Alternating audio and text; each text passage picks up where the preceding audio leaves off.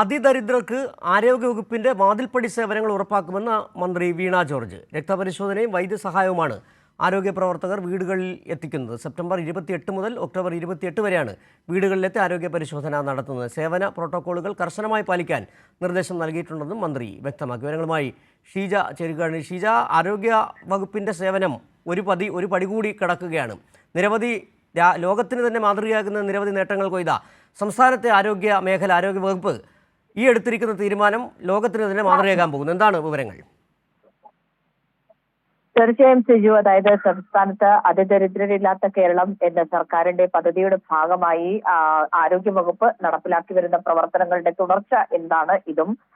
ഇത്തരത്തിൽ ഇത് ഉറപ്പുവരുത്തുന്നതിന് വേണ്ടി ഒരു കർമ്മ പദ്ധതി ആവിഷ്കരിക്കുകയും മാർഗനിർദ്ദേശങ്ങൾ പുറപ്പെടുവിക്കുകയും ചെയ്തിട്ടുണ്ട്.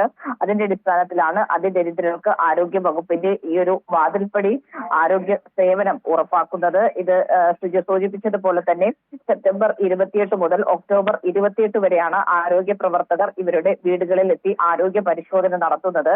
സേവന പ്രോട്ടോക്കോളുകൾ കർശനമായി പാലിക്കാനുള്ള നിർദ്ദേശം മന്ത്രി നൽകിയിട്ടുണ്ട്. പ്രധാനമായും രക്തപരിശോധനയും വൈദ്യസഹായവുമാണ് ആരോഗ്യ പ്രവർത്തകർ ഇവരുടെ വീടുകളിലെത്തി ചെയ്യുക എന്നുള്ള കാര്യമാണ്. അതിനൊപ്പം തന്നെ തുടർന്നുള്ള ഏതെങ്കിലും ആ പരിശോധനാ ഫലത്തിന്റെ അടിസ്ഥാനത്തിൽ തുടർന്നുള്ള ചികിത്സയുമായി ബന്ധപ്പെട്ടുള്ള കാര്യങ്ങൾക്കുള്ള മാർഗനിർദ്ദേശങ്ങൾ അടക്കം അവർക്ക് നൽകുകയും ചെയ്യുന്ന രീതിയിലാണ് ഈ ഒരു ക്യാമ്പയിൻ സംഘടിപ്പിച്ചിരിക്കുന്നത്. ഏതായാലും ആരോഗ്യ വകുപ്പിന്റെ പ്രവർത്തനങ്ങൾ അത് ഒരു പടി കൂടി മുന്നോട്ട് പോകുന്നു എന്നുള്ളത് തന്നെയാണ്. മികവുറ്റ രീതിയിൽ സേവനങ്ങൾ, ആരോഗ്യ സേവനം ജനങ്ങൾക്ക് ലഭ്യമാക്കുന്ന തരത്തിൽ അതും അവരുടെ വീടുകളിലേക്ക് വരെ എത്തി ആരോഗ്യ രംഗത്തുള്ള സേവനം ഉറപ്പാക്കുന്നു എന്നുള്ളതാണ് ഏറ്റവും വലിയ പ്രത്യേകത. സിജു.